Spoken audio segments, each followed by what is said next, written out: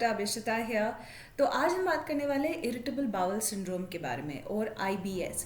Now ये एक ऐसा कंडीशन है that primarily affects your large intestine. इसको हम क्रॉनिक कंडीशन कहते हैं, मतलब for weeks two months together अगर आपको सिम्टम्स होते हैं आपके डाइजेस्टिव सिस्टम को रिलेटेड, तब हम डायग्नोसिस पे आते हैं कि आपको IBS या इरिटेबल बाउल सिंड्रोम है। There are some people who are at increased risk for this condition. So women are at increased risk. Women who have taken estrogen therapy are also at increased risk.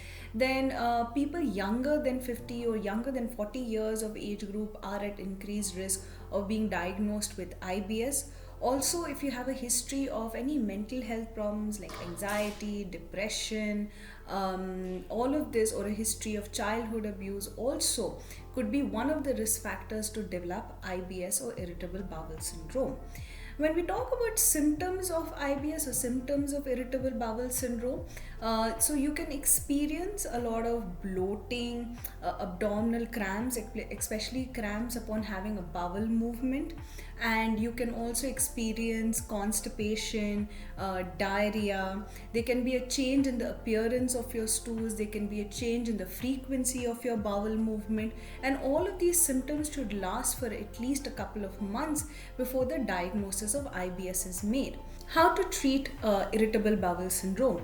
So firstly, it's dependent on the severity of your symptoms. If your symptoms are mild, then first and foremost you have to identify your food triggers. So certain foods that will worsen your food symptoms will be known as food triggers. So very commonly gluten foods like wheat, barley and rye, or carbonated drinks, alcohol consumption, certain carbohydrate rich foods like various grains, all of which can maybe worsen your symptoms, gassy foods like broccoli, cabbage, all of which are known to worsen symptoms. Milk can also be something that you're intolerant to, beans, all of these should be first identified what is your food trigger, and that should be avoided or eliminated from the diet.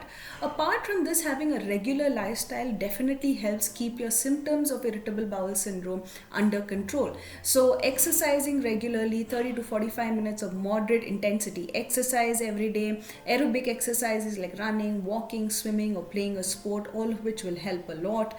Sleeping on time, sleeping 6 to 7 hours a day is again definitely going to help keep your symptoms at bay. Controlling your stress levels, again stress is definitely one of the triggers for IBS. It can worsen the symptoms. It doesn't cause irritable bowel syndrome, but it can definitely worsen the symptoms of irritable bowel syndrome. So address any stress that you're experiencing, talk to a counselor or see a psychologist help, learn certain coping techniques, all of which will help control your symptoms. Now, if you have a severe level of irritable bowel syndrome, first it is determined if you have a diarrhea predominant irritable bowel syndrome or a constipation predominant irritable bowel syndrome. Diarrhea predominant symptoms are primarily treated with antidiarrheal drugs like loperamide. Certain medication is given for abdominal pain like anticholinergics. Apart from this, if you have a constipation predominant irritable bowel syndrome, your doctor might prescribe you laxatives, stool softeners, along with a high fiber diet.